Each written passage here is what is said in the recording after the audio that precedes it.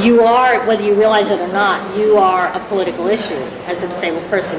There's a politic to your disability whether you're aware of it or not. And so the more you become aware of that, I think the better off you are, so that you know how to use that to your benefit.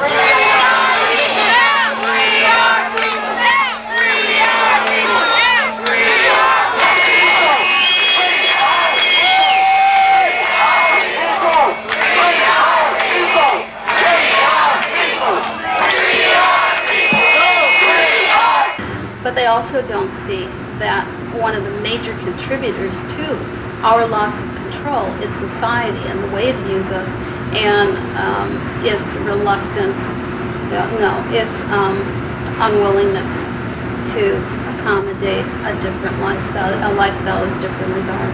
Its unwillingness to validate and accept us as part of the human family. I don't think that most universities have an attitude towards disabled people of, here's a group we want to welcome into our community, here's people we want to have here, we want to extend a positive effort. I think most of them know there's an Americans with Disabilities Act, there's Section 504, and we have to do certain things for them. Unfortunately, that often becomes a question of how little can we get away with legally.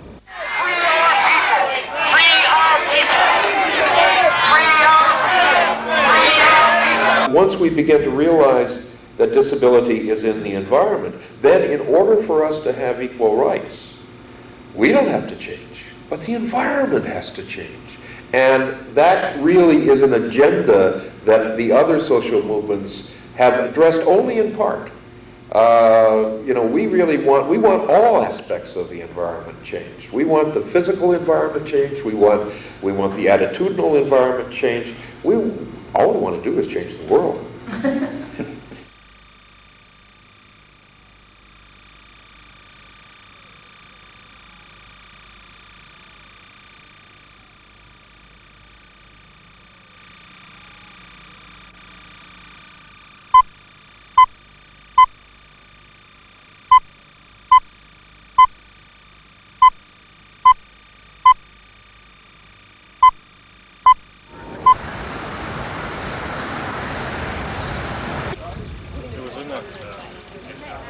Disability art and culture.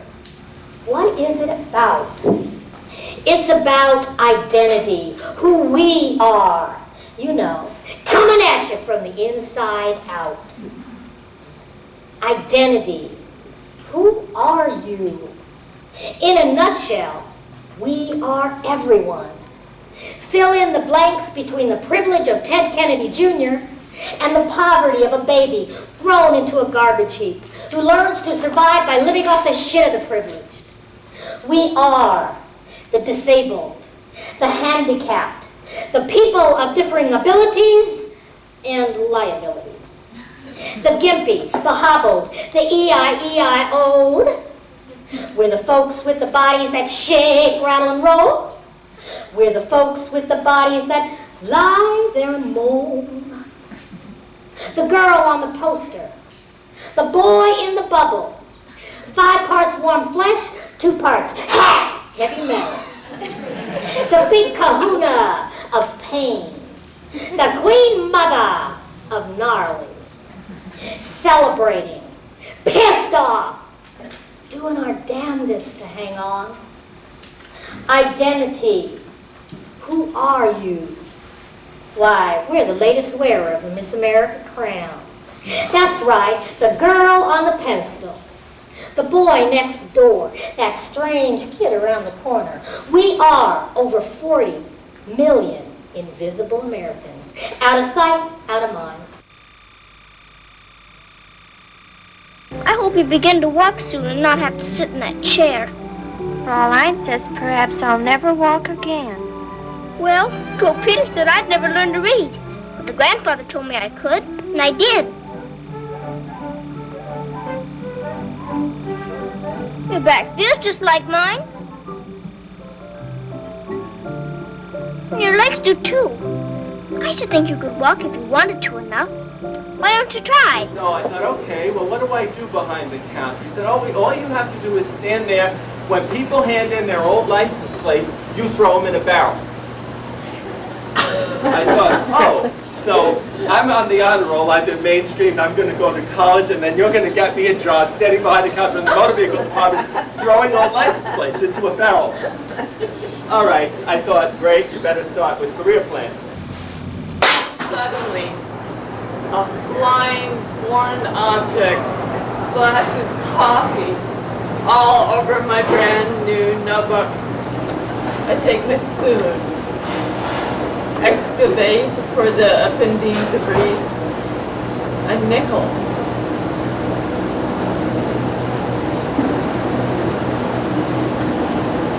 No other customers seem to be getting spare change in their warm beverages.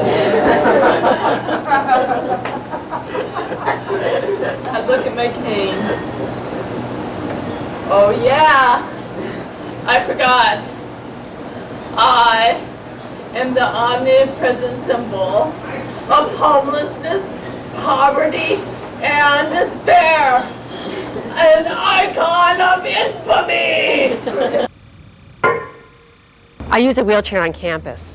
So I went over to the building that the communications department is in, and I got off the elevator on the 5th floor, and I said to somebody in the hallway, "Where's the communications department?"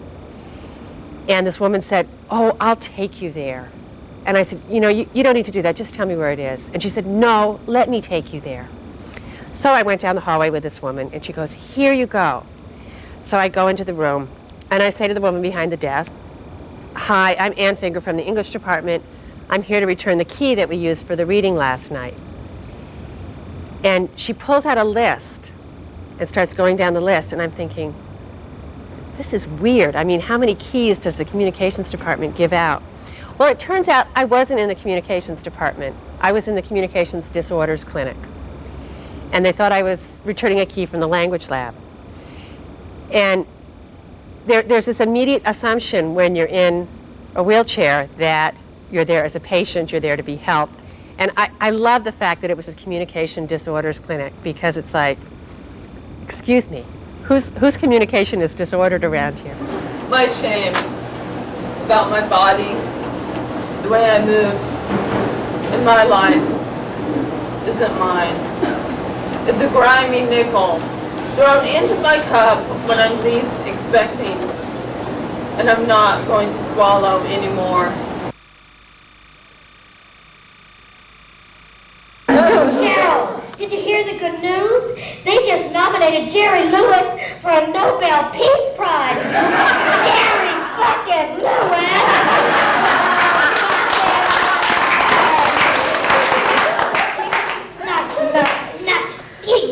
Jerry fucking Lewis! The room is still, except for a few eyes wide, mouths open. Children clutch their mother's skirts in terror. And the specific reference on the T-shirt is, again, the movement to treat disability as a source of dignity and pride and as something positive, and to reject the sympathy, the paternalism, and the pity with which the non-disabled world has traditionally approached this issue. Most of the attention you get is negative when you're a disabled child. Here they come and they put you on TV and they tell you you're special, and for a day they pamper you. And you have no idea how you're really being represented, how you're being objectified, how you're being treated as a, fate worse than death. I mean, Jerry Lewis has said things like, this is not a person with a life. This person, if you had to live like this, you'd be better off shooting yourself in the head. Oh, love, there's a message I want to raise my crippled child with, And it comes back to haunt you when you're an adult. Although there are certainly disabled adults who would like to be called Jerry's kids, but, some of us never want to grow up. As a child, I adored the telephone, okay? Because I'd have all my play money out, and I'd pile it up on the sofa. And yes, they were using us. We knew that. I mean, even kids understand that you're being used to raise money. But hell, there are worse things than being used to raise money. I mean, I love the idea of being on camera, having somebody look at you. So I remember I watched the cerebral palsy telethon all the time, and they had a wonderful little song that they ended the telethon with every year as the drum rolled, and they showed how much money they'd gotten, and it was called "Look at Us, We're Walking, Look at Us, We're Talking, Those Who Never Walked or Talked Before." And I mean, I love it. I absolutely love it. The minute you're not a cute kid, by the way, you might as well, be a gargoyle as far as they're concerned. People who watch me would be critical if I didn't ask you about those who say that you sometimes bring these kids out and make them objects of pity, that you use these children in an inappropriate way. And I know that this is a very small area. But Jerry, there are always the negative people, and I'd just like you to speak to this point. I mean, I know what your answer is, and I support your answer. But for those who criticize you for the telethon, what is your answer for them? My answer is simple, Tom. I'm dealing in life and death. I'm watching children that would not have had a chance had it not been for what we have supplied researchers with. I will not be deterred. No one's going to stop me. Splinter groups that think what I do is wrong cannot stop my forward motion. It's that simple. The biggest harm to me and to all disabled people with the telethon is that it's our primary image in the media. If it was one of a million images, we wouldn't be having this discussion. They could have their little telethons, as long as we are on there doing all the other kinds of things we do and all the other images of who we are. But I really resent that they present it as charity. It is not charity. They are a mega bucks corporation. No other definition of who they are. Anything beyond that is just a lie. Well, I think it's what first has to be talked about is that you would never see a white person playing an African American on screen. But when you get, if somebody brings up the situation of why a disabled actor isn't used, they say, why should they? I guess it goes back to the other. So much of this conversation goes back to access, and so that's probably the first thing that a disability culture is based on and needs to look at is access. Because no matter what, access to money, access to power, access to whatever it is, and access to you can't play yourself in your roles. But I mean, they always cast Italians as Jews in films too, so that's... Could you tell us about the particular obstacles to people with disabilities trying to break into theater? I think there are a lot of stereotypes. I think there are a lot of stereotypes about how parts should be played and what can be played and what is possible. And that, for instance, Oedipus supposedly historically had disability, but Oedipus is always played as the man of all men, virile, strong, Greek, war hero, right? So he can't be disabled. He couldn't be in a wheelchair. He couldn't have a limp. And to find a director who's willing to rethink their concept, not only of theater but of the world, is a great obstacle. Joseph Lash's book, the famous book most people know, if they know about Helen Keller, is Helen and Teacher. And it pissed me off the first time I read it. Then I read it again, I loved it. Then I read it again, and it pissed me off. And it was because he was not able to see Helen Keller as separate from Annie Sullivan, her teacher. He's not able to see, Lash also wrote a book called Eleanor and Franklin. Now this is a man who sees disabled people in connection to able-bodied people and cannot see them as separate from that. Okay, he sees Annie Sullivan as an able-bodied person in many ways, even though she wasn't. She wasn't, and she knew she wasn't. It struck me when they were talking about when they were announcing the nominations for special effects. They showed how Gary Sinise's legs disappeared by using some tune of blue stocking or blue, yeah, and so the whole idea of disability was special effects. And in a movie that, I mean, we can talk ad infinitum about that, what Forrest Gump was saying. That is even more so. It was as if they were equating portraying a disabled character and the next thing they went on to was how they inserted, Tom Hanks as Forrest Gump into film with the former presidents and stuff. So it was equated as the same thing. So again, it was a trick. You know, it was an illusion. It wasn't a reality. Why do you see that as dangerous? Or upsetting? I see it as upsetting because nobody questions it. I mean, it was just given as that's the way you do it in film. And especially film is probably the most, you know, if you're going to look for icons in a mass culture in our society, maybe it's turned to TV now, but film is the mass, it's, you know, it's our Homer, it's our Iliad. Isn't that depressing?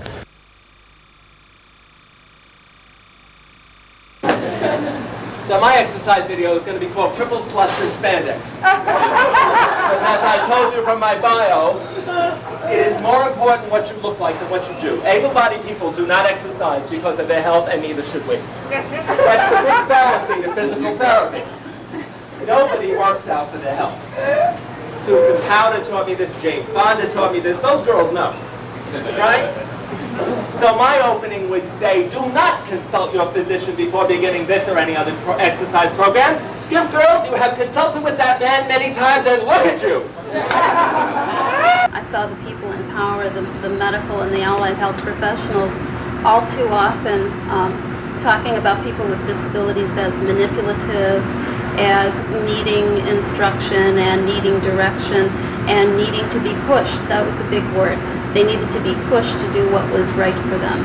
And of course, what was right for them was being decided by people who were outside the immediate disability experience. I'm 14, doing time in this teaching hospital, when the head honcho of orthopedics, Zeus, I believe he was called, decides to haul me in front of his in-service to be his show and tell. Now, the in-service, that is where the interns and residents gather to hear the great oracle speak.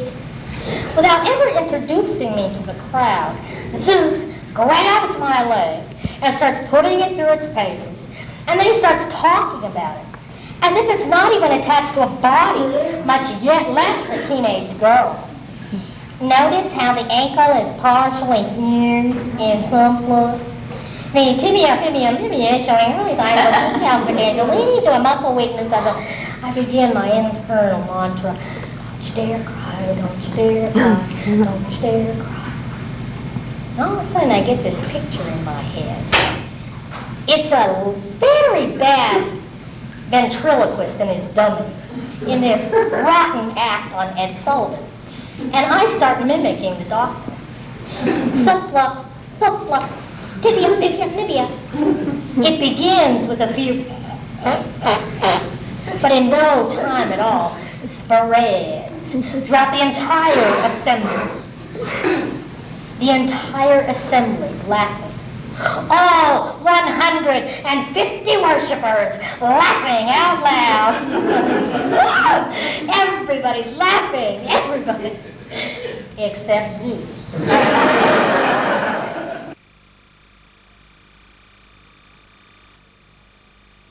When I did the performance, it was an art life piece. I wore this outfit for a whole day at the University of Wisconsin. And whenever anyone looked at me, I handed them a sheet of paper that detailed my medical history. I mean, down to the detail, about bladder dysfunction, everything. Because I feel like in our culture we are taught to be ashamed of our medical histories, and that not talking about what's going on with our bodies medically is a way of oppressing us. This piece was really sort of acknowledging the way I feel that people with disabilities are always situated within a medical discourse. That's why I got the lab jacket and why it's written in red to signify blood, and the fascination people seem to have with a medical discourse about your body, that it's always written on your body whether you're wearing it or not. On the jacket, I have frequently asked questions such as, are you contagious? I mean, these are questions I've been asked all my life, so that's like maybe a child question, and I have my answers to them. Things like, I bet the Easter seals could do something for you. Do people tease you as a kid? Do you ever dream that you're normal? And then every place on my body where I've had surgery or some other sort of mark, I've indicated on the outfit, along with the particular length of the scar and the doctor who that scar belongs to, what the actual procedure is. I have some psychoanalytic theory about how we look and how we define ourselves through looking at the other. So I put that directly on myself, sort of in protest of being always the object through which other people are defining themselves. Have questions like, or answers near my crotch area that, yes, I can have sex and bear children, and no, my disability is not genetic. I was asked to, along with my fellow students, to design a personal symbol. And I chose my unique body positions as my personal symbol. For example, so I did something like this, you know, a drawing, very stylized, and, you know, and my tutors reacted with horror and a great deal of concern, nervousness, and the bottom line was that they were afraid that if I looked into this disability thing, that I'd have a nervous breakdown and I really wouldn't like what I saw, you know, and they didn't like it either, and they really just steered me away from it, you know. Mine are the hands of your bad dreams, booga booga, from behind the black curtain, claw hands. The ivory girl's hands, after a decade of roughing it, crinkled, puckered, sweaty, scarred, a young woman's dwarf knobby hands that ache for moonlight, that tremble, that struggle, hands that make your eyes tear. My hands, my hands, my hands that could grace your brow, your thighs, my hands. Learning to speak. 3 years old, I didn't talk, created my own sign language, didn't walk, but stomped all over the house on my knees, growing thick calluses. Words slow dance off my tongue, never leap full of grace. They hear blank faces, loud, simple replies. I practiced the sounds TH, SH, SL for years, a pianist playing endless hours of scales. I had to learn the muscle of my tongue. I think disabled people very often don't get the opportunity to talk back, you know. I mean, I often feel that people react to me as if you're a walkie-talkie disabled person. You know, you're not supposed to talk back, and, you know, people often speak about me as if I'm not there. Let's get one thing straight right away. This isn't going to be one of those movies where they put their words into our mouths. This isn't Magnificent Obsession. Blind Jane Wyman isn't going to blink back a tear when the doctors tell her they can't cure her after all, saying, "And I thought I was going to be able to get rid of these," gesturing with her ridiculous rhinestone-studded cat's eye dark glasses. And we think, really, Jane? I thought I was going to get rid of these. It's nice that I didn't throw them away.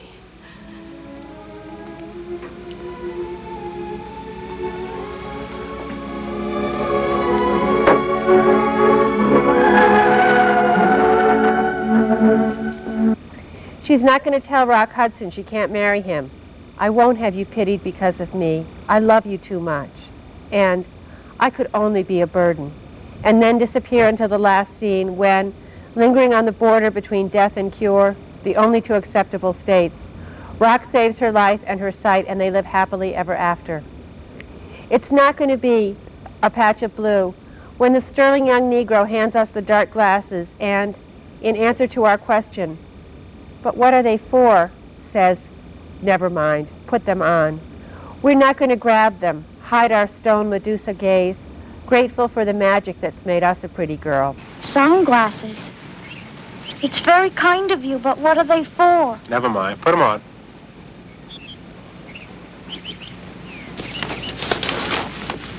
There, just as I thought. What? Now you're a very pretty girl. Pretty? Me? Yeah, no sign of a scar. Your face looks perfect. This isn't Johnny Belinda. We're not sweetly mute, surrounded by an aura of silence. No, in this movie, the blind women have milky eyes that make the sighted uncomfortable. The deaf women drag metal against metal, oblivious to the jarring sound, make odd cries of delight at the sight of the ocean, squawk when we are angry.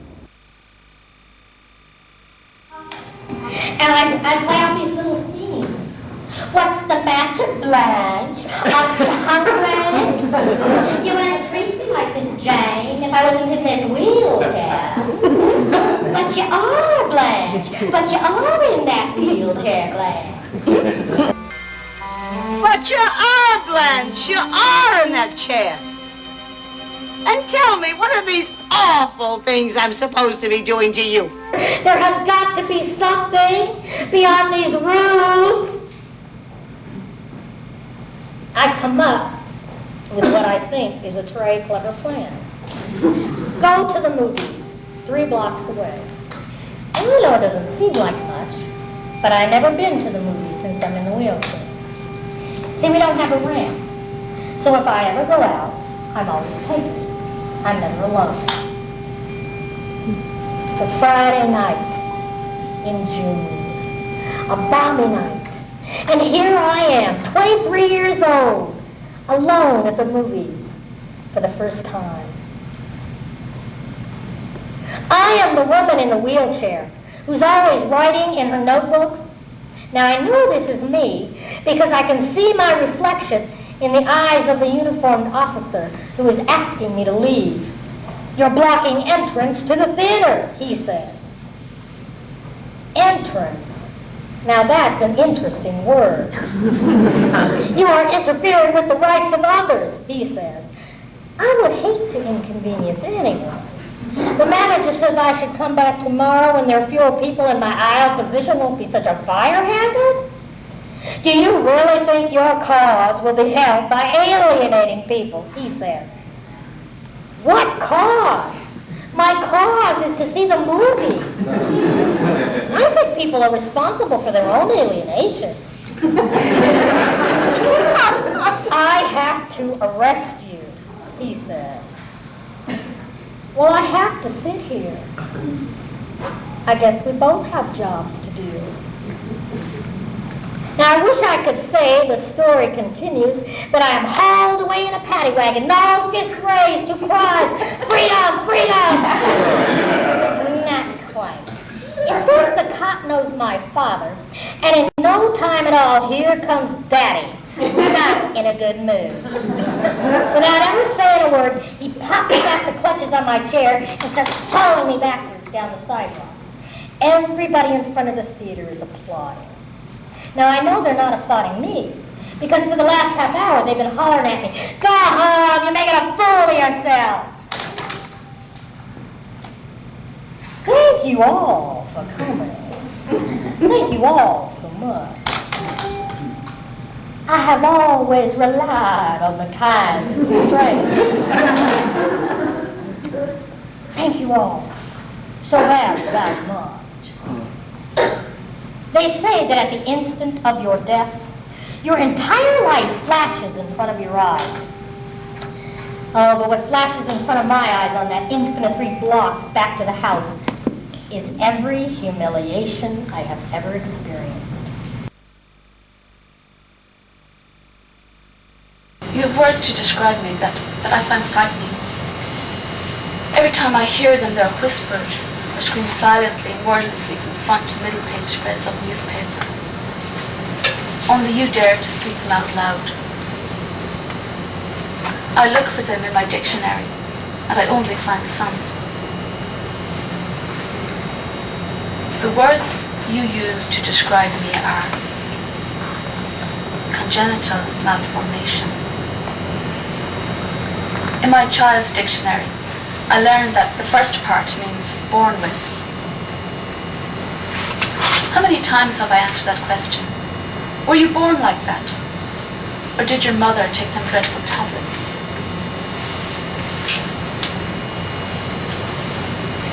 How come I always felt ashamed when answering those big staring eyes and gaping mouths?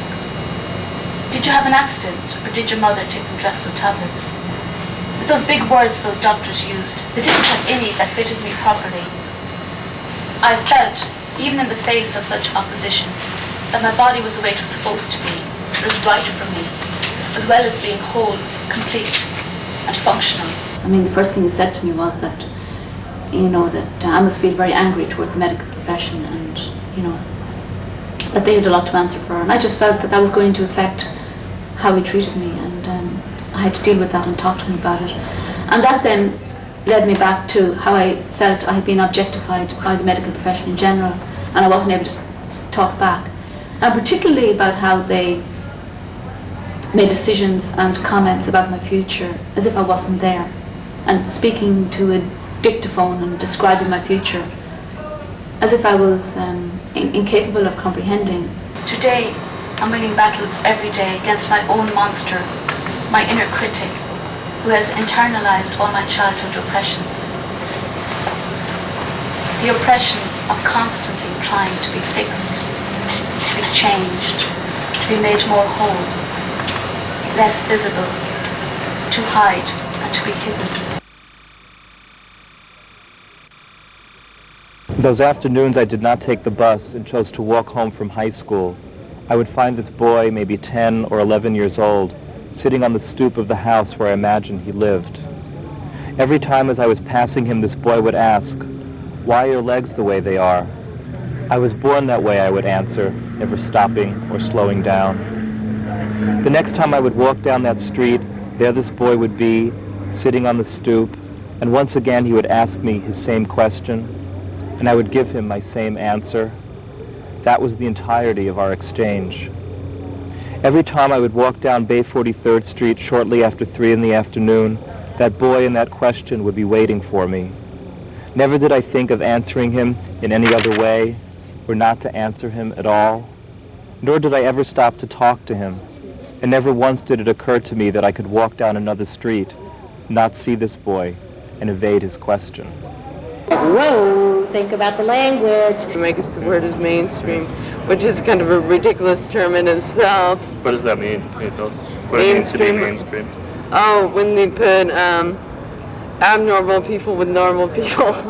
It's like blacks are mainstream. Everyone is mainstream. We have no idea who is normal anymore. I went to a public school. I think that's what it meant. In 1963, it basically meant that if your mother was willing to drop you off at the door to the school and pick you up in the middle of the day and take you to physical therapy and take you back to the school, and you were willing to like crawl up the steps to get in the building and crawl down the steps to get out of the building, you were mainstream. Of course, it also meant going to gymnasiums and sitting against swaying walls while other people played games that you weren't allowed to play because you mucked up the system. But I really have never known what mainstreaming means. For instance, the idea of mainstreaming. I mean, just the very word, if you want to get semiotics, if you want to get deconstruction of mainstreaming. Well, we know when the small stream flows into the larger stream, it loses its identity. And I think the goal that we're taught as disabled people is to be non-disabled. That's the ultimate ne plus ultra. I mean, now I think it means that you'll have a lot of people who are now on the payroll who help you seem as much like an able-bodied person as you can seem until you finish with school, and then you never get any assistance again. As you can see from the sorts of things I like to wear, I'm not all that interested in it anymore. We've dispensed with all the terms like physically challenged and all that stuff, because every time you use a euphemism, it's like saying, this is so awful that we have to disguise it with these fancy words. We don't like that at all.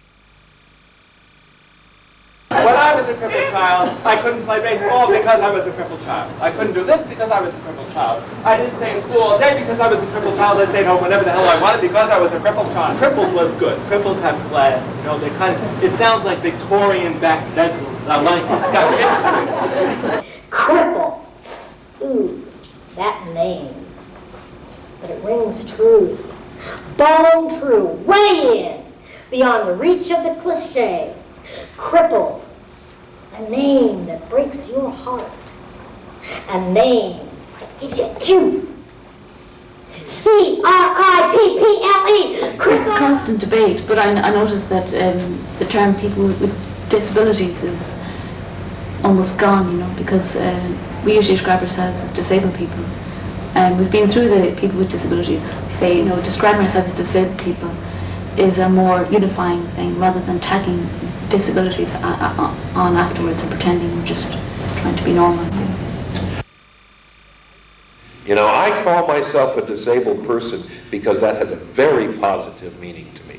And when I talk about someone else as a disabled person, I mean it in a very positive sense. I mean it as an aspect of our identity, a means by which we define ourselves. I believe very firmly in disability culture, and if we didn't have it, we should, because I think that as a psychologist, I've looked at members of minority groups. I've worked with members of minority groups who are dealing with oppression on a daily basis. We need to survive it, both physically and emotionally. And I see that what works for other minority groups is to have a recognized body of values, of symbols, including language, of rituals that bring people together, that give them, you know, instant sharing. It's very different than other kinds of cultures, obviously. I mean, it's not a culture that's sort of rooted in a place. It's not a culture that's rooted in a specific experience. And I think our culture is always going to be much more self-conscious. It's going to be something that we're really aware of creating, and create in a fairly self-conscious way. We had a meeting one time in Los Angeles of people in the disability community there, and we were talking about disability culture, and somebody said, you know, if there is such a thing as disability culture, then there's got to be a disability food. You know, every other culture has a food. Certainly we've got to have one. And we don't have a food, so therefore we can't have a culture. And I said, no, we do have a food. And we went around the room and we discovered that everybody went primarily to drive-through restaurants, fast food places, because it was too hard to get in and out of the car to go to a regular restaurant. I remember that they were selling T-shirts with wheelchairs on them that you could wear to demonstrate your pride in being disabled. And it was very confusing for me because I didn't have a wheelchair, and so I didn't quite fit in with the disabled image that was beginning to be cultivated in the early 70s. At that time, it meant that there were little signs on parking spaces periodically with little wheelchair symbols. And we had that symbol on our T-shirt that we were supposed to wear to college. And I thought, you know, I don't want to do this. This is not it, okay? I've been going to physical therapy since I was this tall because I don't want to be in a wheelchair. And now you want me to wear wheelchairs with pride. It was very confusing. When I say that I have a hidden disability, I guess I think of the general sort of, you know, walking down the street, what do people hear, what do people see? But it really depends on context. I mean, if you and I were in a race to read a book, it would be very evident that I have a disability. I mean, it would be very visible. It would not be hidden at all. I see terminology spreading.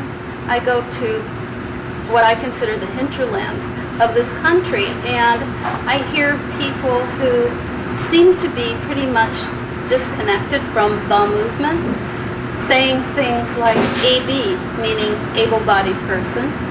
I hear them saying disability pride, which was an unheard of term 10 years ago. I hear them even now talking about disability culture. People who never talk about culture in any other sense are talking about a disability culture. And I feel a real sense of pride and excitement when I hear that. Disability pride for me means depathologizing my disability and my life and my body and the way I move. Well, because I was in a car accident, you know, when I was a kid, and I was saying a lot of little kids sleep in the back seats of cars and they don't have a lifetime of stigma because of it.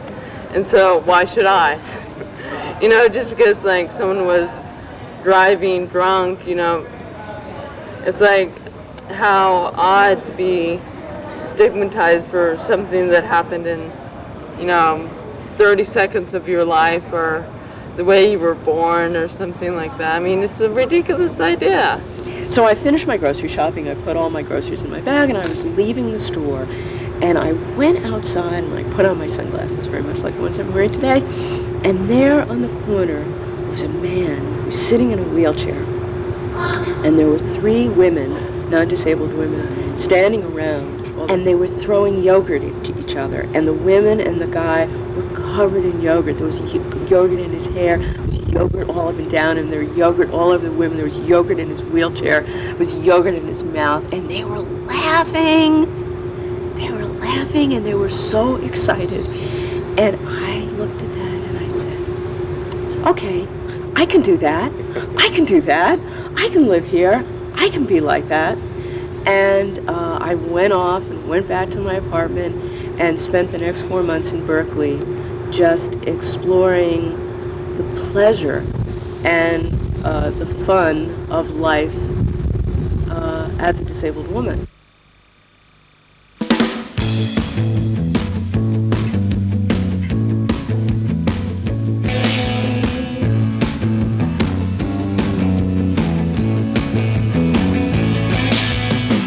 Never mind the words of love.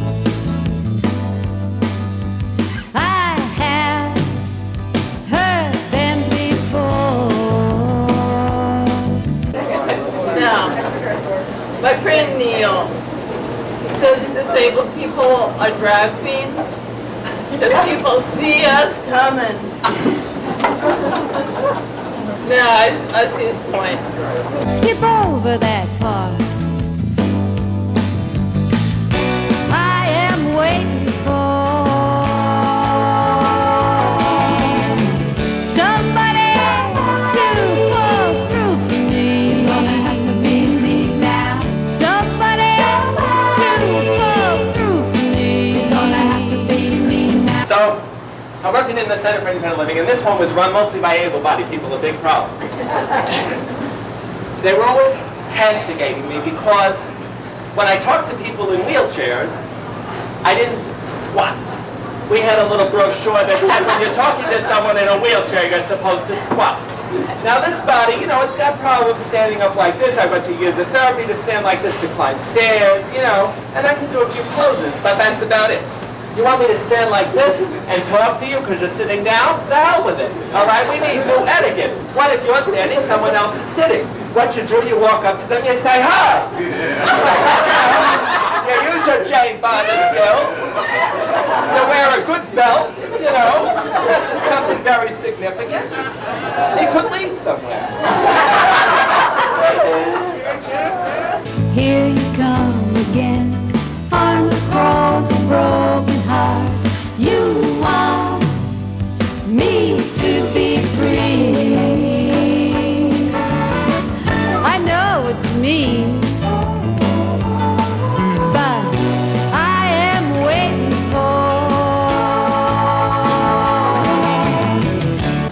I have a little card which I use for these occasions, which said, you know, it responds to somebody, for example, who I may choose to ignore in the post office, and I'm addressing an envelope, and they come along and say, it's marvelous what they can train you to do nowadays, you know, and I don't respond to them, so they try and gather a crowd and say, it's marvelous what they can teach them to do nowadays, you know.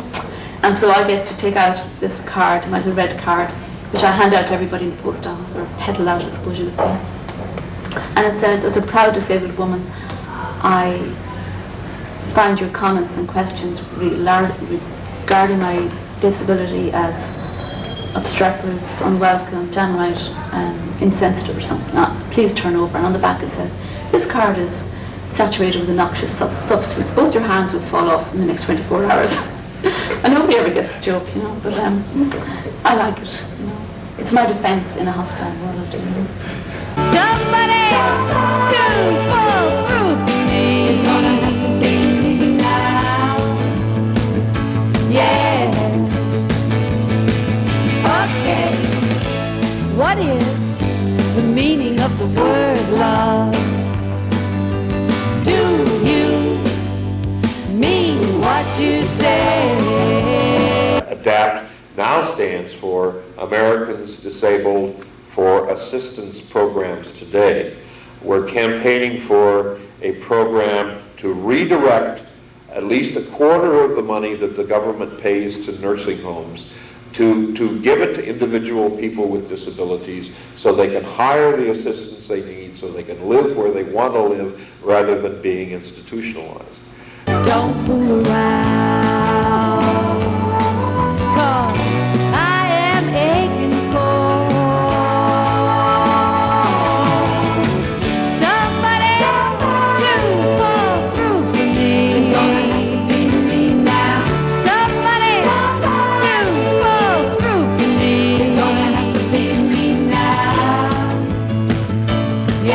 My primary audience is always my community, and I hope always to do work that they, my community can go, yeah.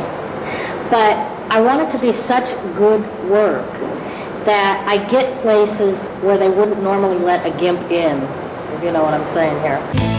I was standing underneath a beautiful tree. There was nobody there. My heart was aglow. I was hoping for things like menstruation and childbirth and, lesser female muscle strength were really seen as fixed, inevitable, and necessarily negative. I think in 100 years, disability will look really different, and the attitudes of many of my colleagues will look very quaint.